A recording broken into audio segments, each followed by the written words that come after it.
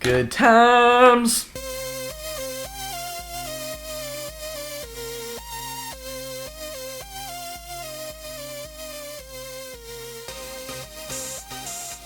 Greetings, friends. It's Josh. And I'm Ryan. And this is the Dead Tired Dads podcast. And this is take 2 of this episode. Maybe someday you'll hear the first take. But anyway, this is a podcast for gamers who don't have time to game. And we're here to help you figure out if a game is worth your time. And if you can play it with your family around, or if you need to wait until everyone's gone to bed. Yep. And if, things like that. So, Ryan, how you doing? I'm good. It's good to hear. Yeah. I wanted to talk about something before we get into our game reviews this week. Oh, here we go. This is I don't know what you're gonna say. So you mentioned the other week about how it was the Earthworms game. Yes. That you were talking about, and you were talking about how you ended up looking something up. Oh yeah. Online. Yep. And it got me thinking, and you had actually mentioned this previously, but this is something that I struggle with. Oh yeah, I do know where this is going. Yeah. So I don't like looking stuff up when it comes to games. I agree. Yeah.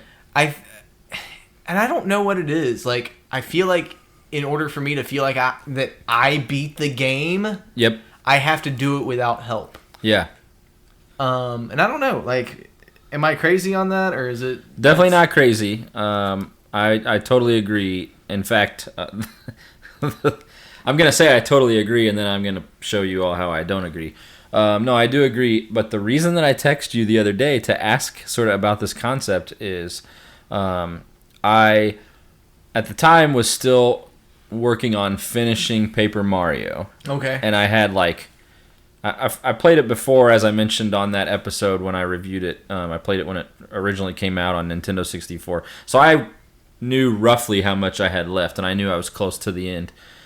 And so it got to a point where I really, really just wanted to beat the game and move on from it, because this will be the second time I've beat it. I've already done the podcast on it, so I'm ready to be done with this game.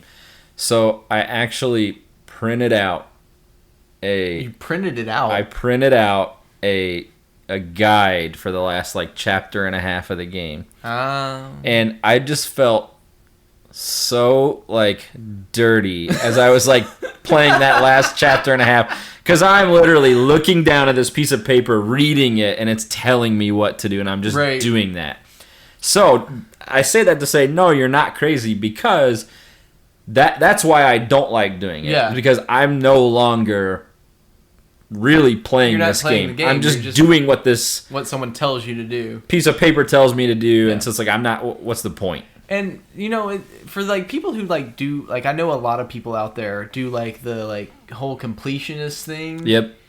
And I've always had a struggle with that, because I'm I can't figure out what these things are unless I look them up. Yeah. And it's I don't want to be I guess there's the Achievement Hunter channel, and they all they do is show people how to get achievements and stuff like that. It's just I mean, I guess it if you could have gotten in on the ground level on something like that, where you're figuring it out before everyone else, but I don't know, it just doesn't feel right to me to look stuff up, and it's not that I don't do it, but it's one of those things that I just hate. I have to be at such a level of frustration, right?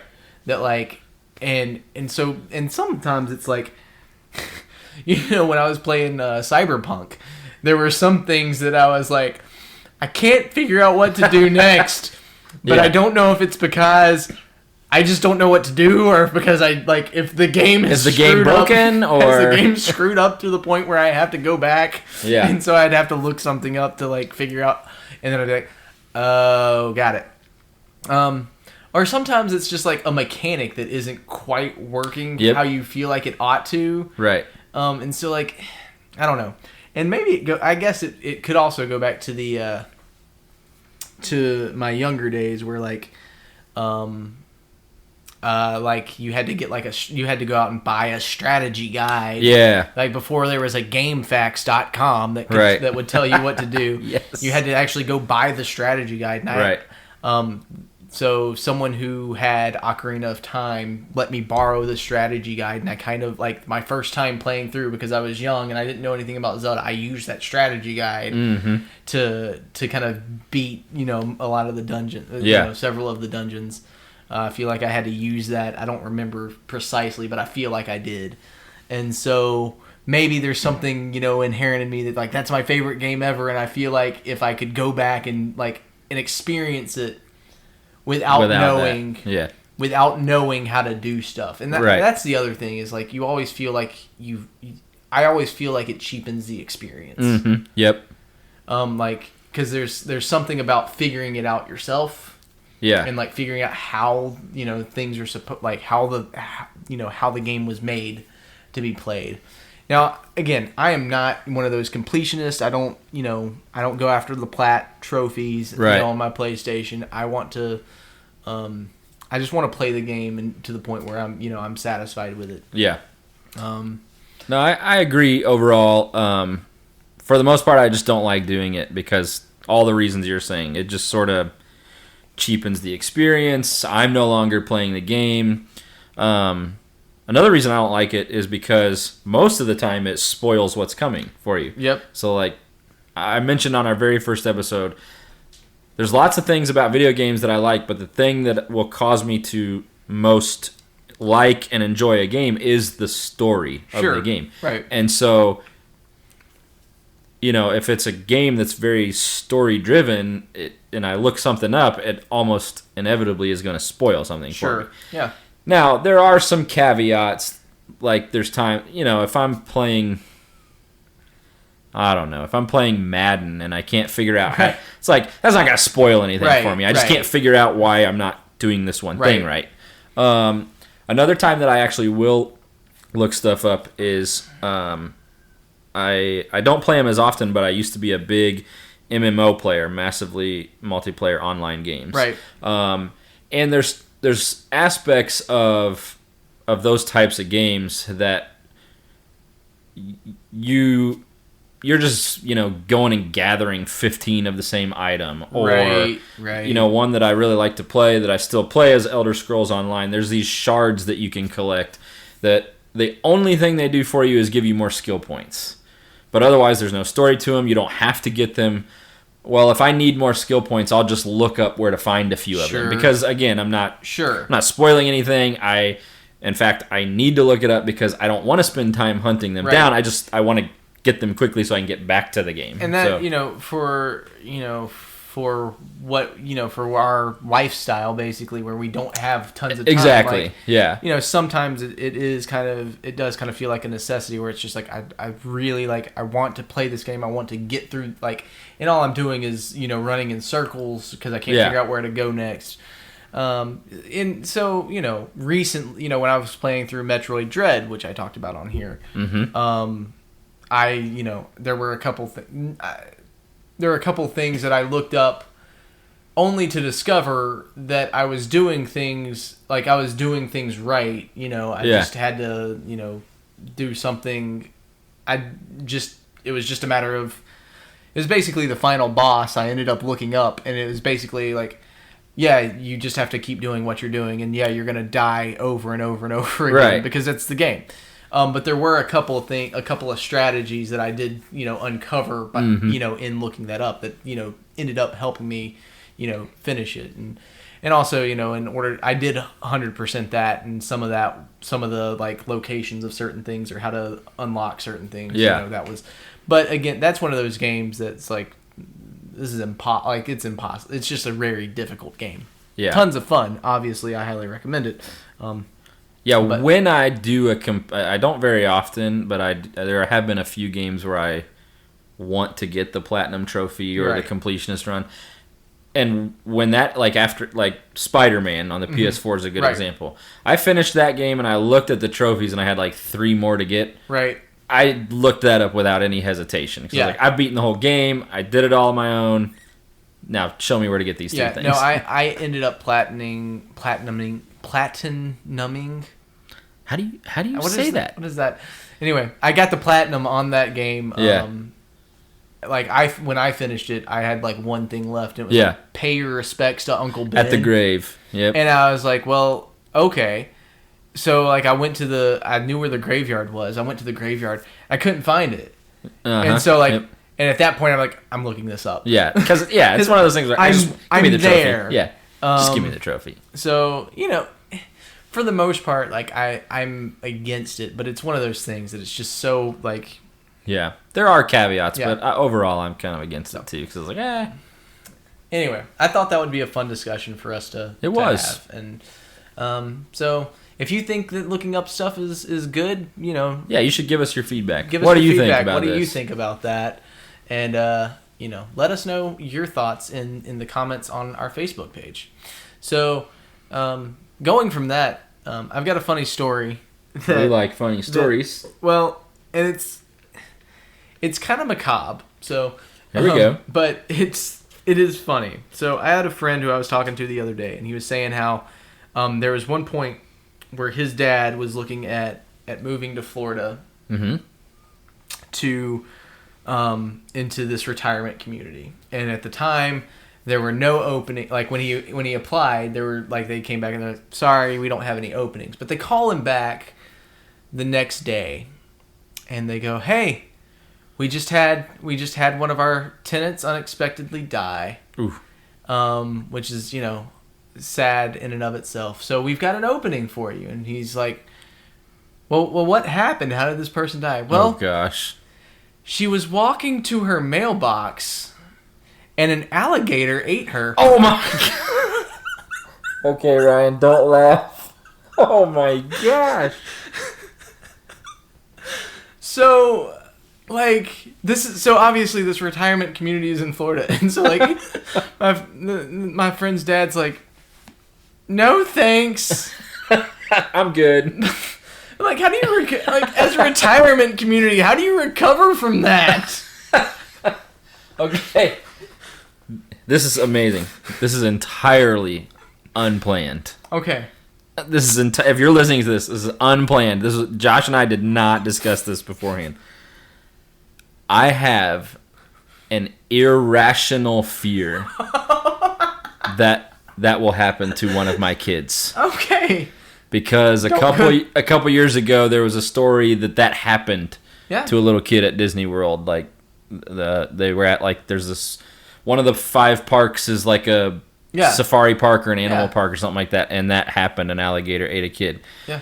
And since then I've had this utterly irrational fear because I live in Kentucky, nowhere near the Florida alligators that are eating people. But I just it's an irrational fear of mine. Absolutely terrifying story. But it is because like she's going to get the mail.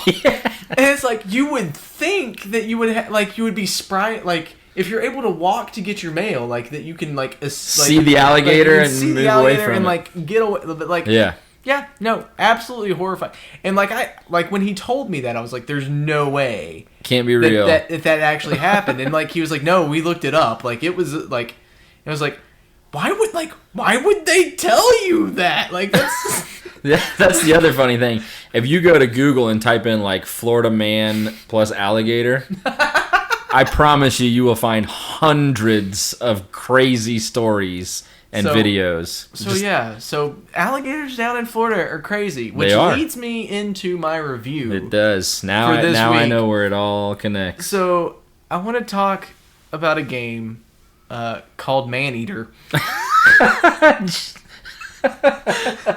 Okay, is the story itself more macabre, or is the game called Maneater? Give or take, whatever. Oh my gosh! So Maneater is a game, and it is a action RPG. Okay. In which you play as a shark. Yep. And you level up by fighting alligators. Hey, there we go. And eating people. Go figure. Who would have guessed? So when I first started playing this game, I felt like I was like, okay, I'm gonna avoid people as much as possible and do I'm gonna fight the animals and level up my shark and do all these things. But and so the funny thing is the whole kind of story is based on. So I'll back up. Sorry, you guys know that I'm a little scattered when I do my reviews.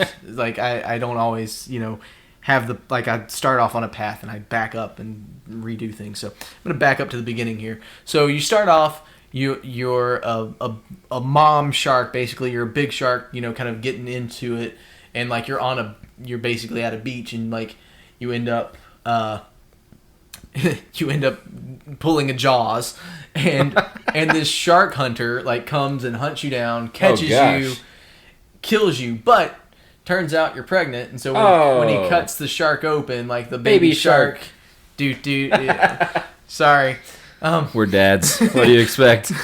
Oh, my wife is not going to be happy that I brought that up. Anyway, that side note, that song is not allowed in our house. Oh gosh, can you come over and make that rule at our house, please? Anyway, so there's a baby shark inside the mom shark, and so he cuts it out and cuts its fin and throws it out rather than killing it because of course, I mean baby shark, whatever.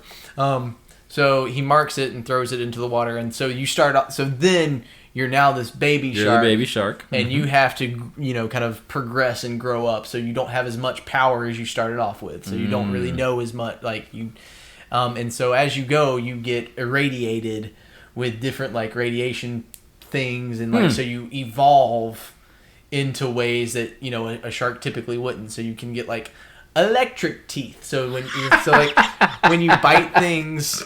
it gives them a shock and does more damage and things like that, and so you progress, through the stages of the shark's life. Wow. So, yeah. So like I said, when I was starting off, I was like, I'm gonna try to avoid. I don't want to eat people because it just seems really it's really really actually very violent, the way that they. Again, this game is rated M. For mature. So not a game to play with your kids around. It is rated M for mature for a reason. So as you progress, it's basically impossible to not eat people, and it eventually becomes something that you're desensitized to, and it's just a fun part of the game. And you end up you can get out of the water, and you have if you're in a game where you're swimming and you go underneath, you have your breath meter where you can hold your breath for so long. Well, same thing with the shark. Works in reverse. It works in reverse. Yeah. And then, but if you eat people, if I'm remembering correctly, it can refill your breath. So just like in science, if a shark eats someone, it can breathe out of water. So you can end up on the beach, flopping around, chasing after giant fat guys on the beach.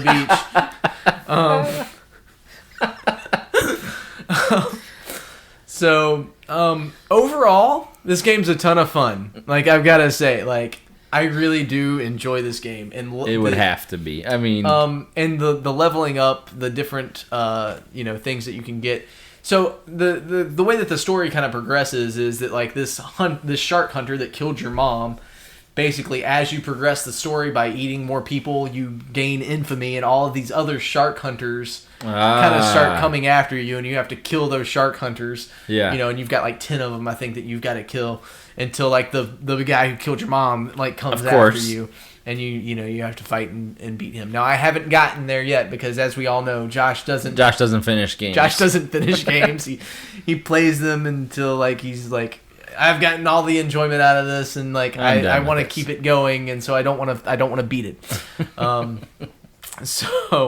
But it is a ton of fun, and like I said, and you can play it for 20 minutes, however long you've got, without kill some alligators, kill some other sharks or whatever whatever little fish, and you can level up different aspects of yourself in different ways, but you have to, in order to do that, you have to get different elements from the different types of fish that you're eating. Right. So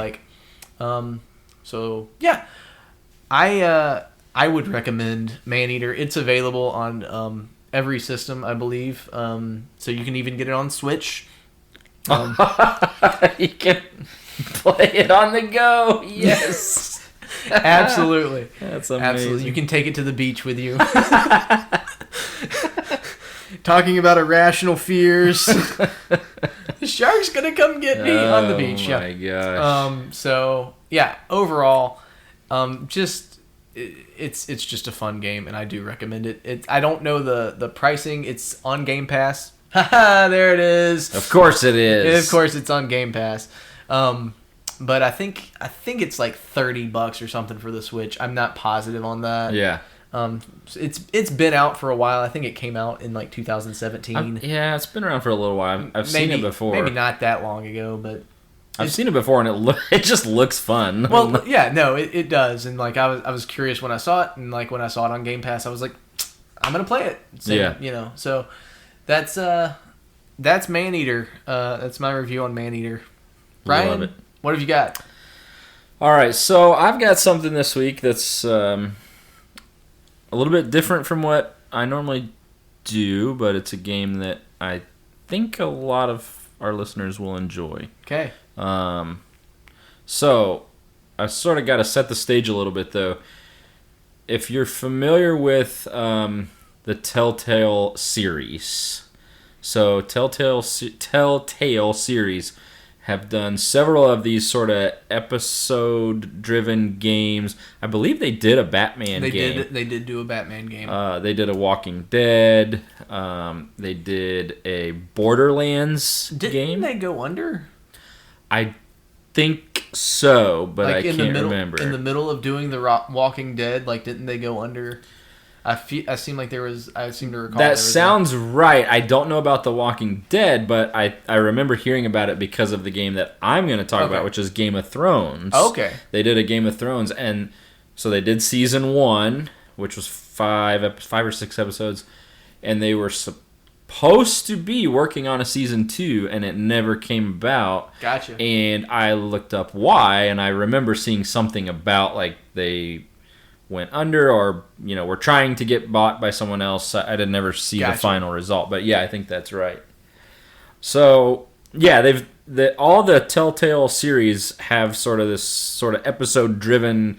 It's really like a choose your own adventure. So if it's Batman, there's some times where you control the person. I can't speak specifically for Batman because I didn't play that one, but there's times where you control, but it's not very often. Mostly it's just you watching, and then you'll press a button to choose this versus this. So it's more of a story, like it's more like you're not really playing, or like is it more No, it is.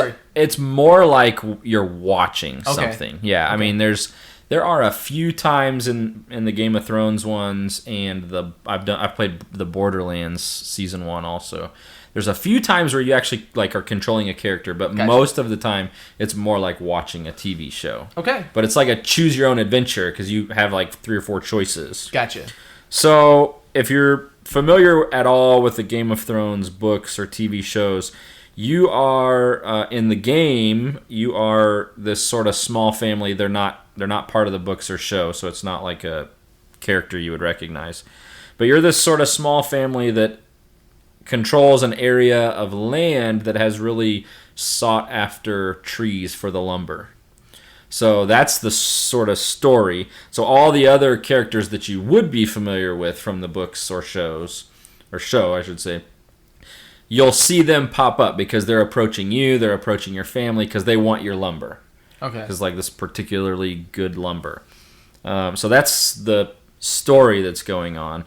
And then sometimes you get pulled into wars and different things that you might expect from Game of Thrones, political rivalry, stuff like that, and you've got to make choices on who you're going to side with. It's a fun game. I enjoyed it. I have not read all of the Game of Thrones books. I've only read the first one and like half of the second one, so I don't have this. There's some people who have read all the books, watched all the TV shows. They're up on all the lore, so I don't have that. I'm familiar with all the characters, But yeah, I don't have that perspective. That was gonna be one of my questions. Like, do you have to be like familiar with Game of Thrones to be able to enjoy the Game of Thrones game? No, I wouldn't say you have to. I mean, I don't. Yeah, like I said, I haven't read all the books, but I am familiar with all the characters. Gotcha. So, I have seen the TV show, but I don't think that's necessary to enjoy this game. Okay. So yeah, it's short. There's 5 episodes. How long to beat says about 12 hours. Okay. And it's mostly just, you're really just enjoying a story. Mostly you're just watching it. Yeah. So you can play it in shorter chunks, but I will say there's times where it's like, for lack of a better term, it can't be interrupted. Okay. Like, even if you press pause, the scene just keeps on. Like, there's no stopping it. Right. So, you gotta kind of be mindful of that, because if you're in the middle of it and like you have a screaming child, your child screaming, like you got to go handle that. You can't pause your game. So that's something to be mindful of. The cost, I got it for free as it was one of the PlayStation Plus games of the month when I got it. So I got it for free. Even though I would highly recommend this game, I probably wouldn't pay more than $15-ish for it. Because basically you're paying for a choose your own movie adventure, like, and I mean there are like different endings and stuff, but I've mentioned before how I will readily replay games. I don't mind that. This one I have no interest in replaying because like even to get a different ending. No, because I can pretty much tell like. Gotcha. Based on the one I got, I can pretty much tell like if I make different choices what will happen. Gotcha. So yeah. And that, my friend, is why TellTale went under. Exactly. Yeah. So I wouldn't pay much more than $15 for it.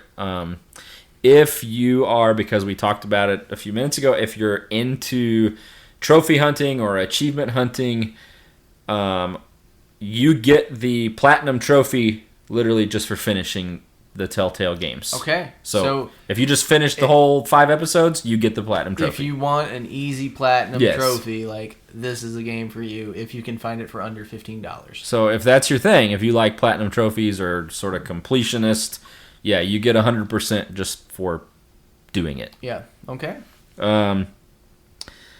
Family friendly, there's a little bit of violence and gore. It's Game of Thrones. Game of Thrones, so, right. I'm surprised there's not nudity. There is not that, which I am very thankful for. But yeah, there's some violence and gore. Most of it is fine. Like, okay. I'd probably say 70%, 80% of what you see is fine. It's family friendly. It's not going to be disturbing to your kids. But there are a few parts that, it's Game of Thrones. Game of Thrones, right. You see someone get run through with a sword, and it's what it is. It is what it is because it's Game of Thrones. Right. So, just, be careful.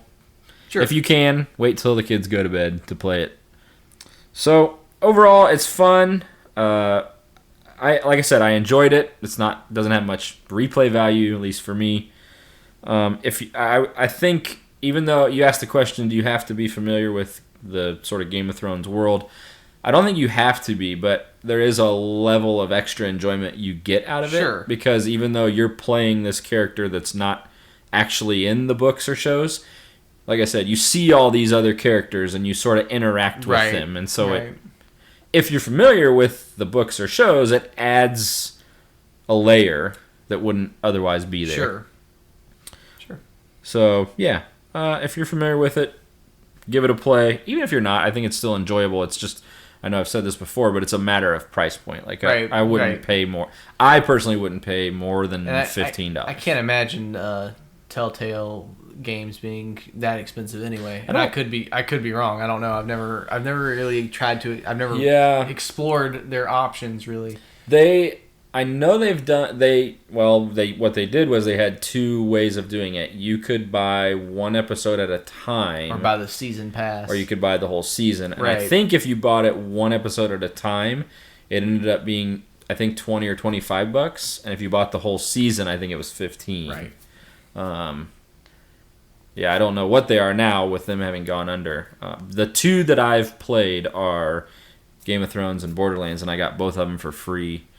I have the Batman one on my PS4. I've just never played it. Huh. So See, the Batman one I think would be the only one that I would be interested in playing. sounds about right. So yeah. Well, yeah. All right. So, awesome.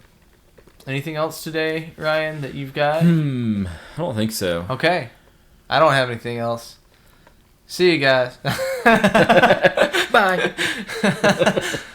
We'll end as we started, abruptly.